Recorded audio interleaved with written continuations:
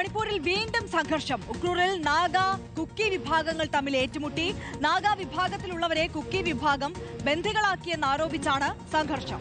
പ്രദേശത്ത് പോലീസ് കനത്ത സുരക്ഷ ഏർപ്പെടുത്തിയിട്ടുണ്ട്. YS അഭിനന്ദ് വിവരങ്ങളുമായി ചേരുന്നു. അഭിനന്ദ്, എന്താണ് ഇപ്പോൾ ഈ സംഘർഷത്തിലേക്ക് കാര്യങ്ങൾ നീങ്ങുന്നത്? ഇപ്പോൾ നിലവിലെ അവസ്ഥ എന്താണ് അവിടെ? നേരത്തെ ഈ മണിപ്പൂരില് നെംജാം കിപ്കൻ മുഖ്യമന്ത്രിയായി സത്യപ്രതിജ്ഞ ചെയ്തതിന് പിന്നാലെ കുക്കി വിഭാഗത്തിൽ നിന്നുള്ള വനിതാ നേതാവായിരുന്നു. അതിനുശേഷം കുക്കി നാഗ സംഘടനകൾ തമ്മിൽ വലിയ രീതിയിലുള്ള ഒരു സംഘർഷത്തിലേക്ക് പോയിരുന്നു. ഒടുവിൽ സർക്കാർ തന്നെ ഇടപെട്ടായിരുന്നു അത്തരത്തിലൊരു പ്രശ്നത്തിന് പരിഹാരവും കണ്ടെത്തിയത്. ഇപ്പോൾ വീണ്ടും സംഘർഷമുണ്ടെന്ന റിപ്പോർട്ടുകളാണ് പുറത്തു വരുന്നത്. പ്രദേശത്ത് ഇപ്പോൾ കനത്ത സുരക്ഷ ഏർപ്പെടുത്തിയിട്ടുണ്ട്. ഉക്രൂൽ ഇംഫാൽ റോഡിലൂടെ സഞ്ചരിക്കുകയായിരുന്ന വാഹനങ്ങളിൽ ഏതാണ്ട് 20-ലധികം നാഗ വിഭാഗത്തിലുള്ളവരെ തട്ടിക്കൊണ്ടുപോയി ബന്ദികളാക്കി വെച്ചു എന്നാണ് ആരോപണം. അത് കുക്കി വിഭാഗത്തിൽ നിന്നുള്ള ആളുകളാണ് ഇത്തരത്തിലേക്ക് തട്ടിക്കൊണ്ടുപോയത്. ഉക്രൂ ജില്ലയിലാണ് സംഘർഷം രൂക്ഷമായിരിക്കുന്നത്. നാഗ കുക്കി സമുദായങ്ങൾ തമ്മിലുള്ള സംഘർഷത്തിനിടയിൽ ഒരുപാട് സാധാരണക്കാരെ ഇത്തരത്തിലേക്ക് തടങ്കലിൽ വെച്ചു.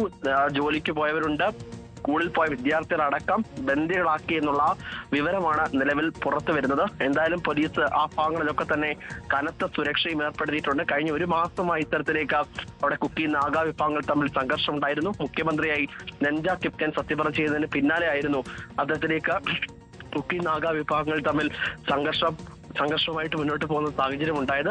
ഇതിപ്പോൾ വീണ്ടും സംഘർഷമുണ്ട് എന്നുള്ള റിപ്പോർട്ടുകളാണ് പുറത്തു വരുന്നത്. എന്തായാലും കനത്ത സുരക്ഷ ഏർപ്പെടുത്തിയിട്ടുണ്ട്.